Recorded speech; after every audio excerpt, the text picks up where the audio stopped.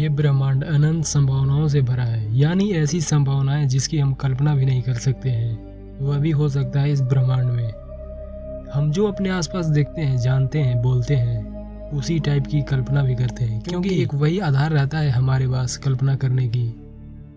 हम जितना दूर इस ब्रह्मांड में जाएंगे उतना ही कल्पना शक्ति मजबूत होती जाएगी और उतना ही हम इस ब्रह्मांड के संरचनाओं को समझ पाएंगे, क्योंकि इस ब्रह्मांड में अनेकों प्रकार की खगोलीय पिंड है, आकाश गंगाएं हैं, जिन्हें देखकर हमारी कल्पना शक्ति को एक नई आधार मिल सकती है।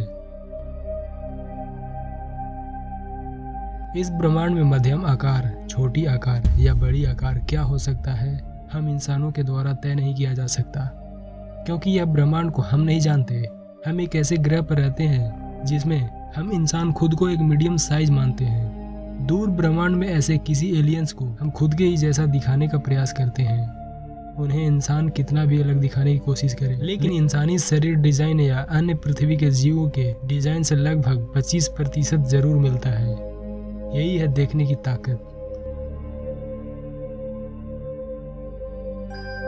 हेलो फ्रेंड, आप देख रहे हैं मिस्ट्री एजेक्शन। मैं हूं विवेक। सब्सक्राइब बटन पर क्लिक कीजिए और बेल आइकन को दबाइए ताकि आने वाली वीडियो आप तक पहुंच सके। तो अब चलते हैं दूर ब्रह्मांड की ओर।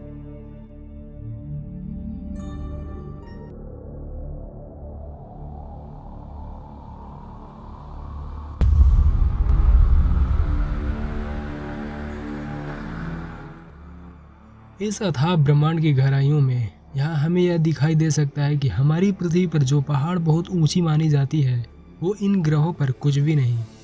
यहाँ तो कई ऐसे प्लेनेट हो सकते हैं जो सूर्य जितना बड़ा हो।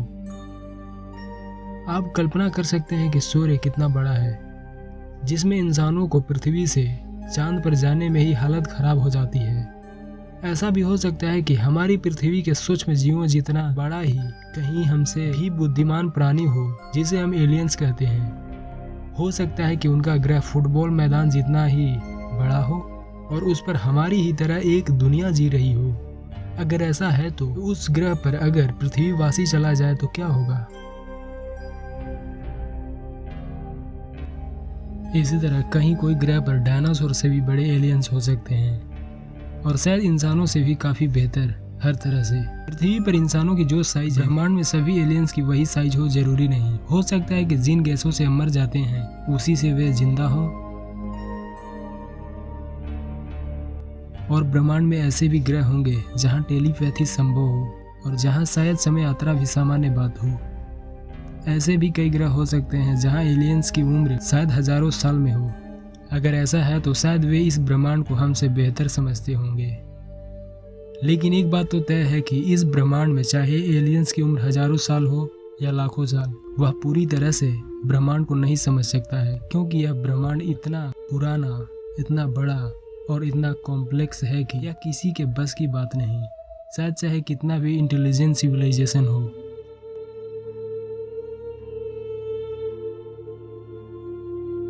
क्या इस ब्रह्मांड को समझना अति आवश्यक है, और है भी तो क्यों है? हमें क्यों जरूरत है इस रहस्य को समझने की? अगर हम सबको यह समझना अति आवश्यक है तो यह ब्रह्मांड हमारी समझ से इतना पुराना, इतना बड़ा क्यों है?